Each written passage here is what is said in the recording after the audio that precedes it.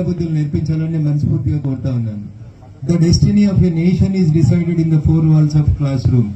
ఏ దేశ భవిష్యత్తు అయినా తరగతి గది యొక్క 4 గోడల మధ్యన నిర్మించబడుతుందని స్వామి వివేకానంద గారు చెప్పినటువంటి సూక్తిని గుర్తుంచుకొని మా ఉపాధ్యాయ మిత్రులందరూ కూడా విద్యార్థుల భవిష్యత్తు, ఈ దేశ భవిష్యత్తు రెండింటినీ దృష్టిలో ఉంచుకొని వారిని మంచి విద్యార్థులుగా తయారు చేయాలని మనస్ఫూర్తిగా కోరుకుంటూ, మీతో చాలాసేపు చాలా విషయాలు పంచుకోవాలన్నప్పటికీ కూడా సమయాభావం, సూర్య భగవాను రెండింటిని దృష్టిలో పెట్టుకొని ఒకటే మాట చెప్పి కన్క్లూడ్ చేద్దాం అనుకుంటున్నాను.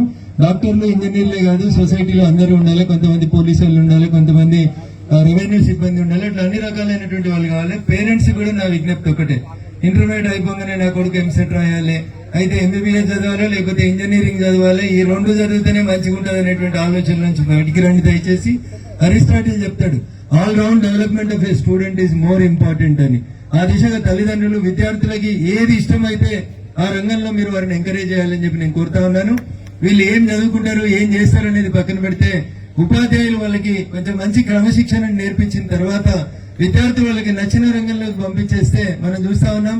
చిన్న మీలాంటి ఒక గురుకుల పాఠశాల నుంచి పోయినటువంటి ఒక అమ్మాయి పర్వతారోహణ చేయాలనేటువంటి ఒక ఆలోచన వస్తే 10th క్లాస్ స్టూడెంట్, పేరు గుర్తుందా? మీరు వాళ్ళు చెప్పాలి. మలావత్ పూర్ణ అనే ఒక గిరిజన బిడ్డ 10th క్లాస్ చదివేటువంటి అమ్మాయి తనకి పర్వతారోహణ ఇంట్రెస్ట్ ఉందంటే ప్రపంచ రికార్డుని సృష్టించింది. నిజామాబాద్ నుంచి ఒక అమ్మాయి వచ్చింది, నిఖిత్ జరీన్ అని. నాకు బాక్సింగ్ చేయాలి నాన్న అంటే, జనరల్ గా ముస్లింస్ లో సాంప్రదాయ కుటుంబాలు ఉంటాయి కాబట్టి బాక్సింగ్ కి తోలియారు.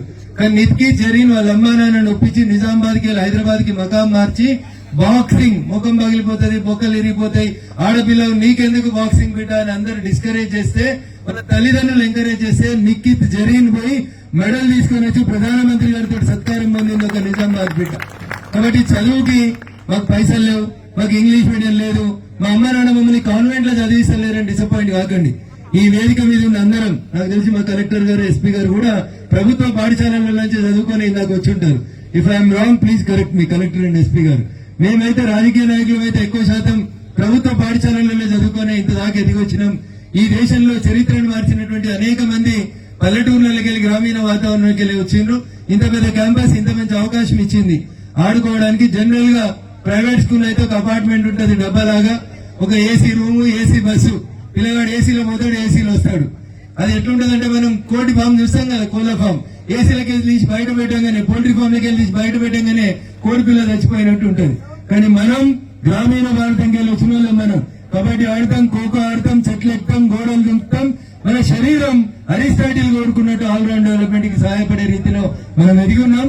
మిమ్మల్ని అందరినీ కూడా బాగా చదివించాలని, ఆ దిశగా ఆశీర్వదించాలని మా ఉపాధ్యాయ మిత్రులందరినీ మరొకసారి వేడుకుంటూ, మీ కళాశాల అవసరాలకి అనుగుణంగా ఏ పథకం కింద వచ్చినా, ఏ దాతలు ముందుకు వచ్చినా, కంప్యూటర్లైనా, సీసీ రోడ్లైనా, డామెటరీలైనా బాగా నిర్మించాలి.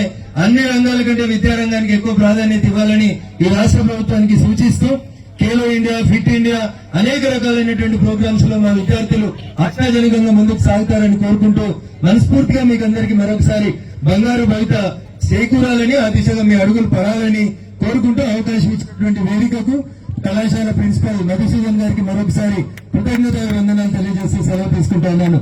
జై హింద్, జై భారత్.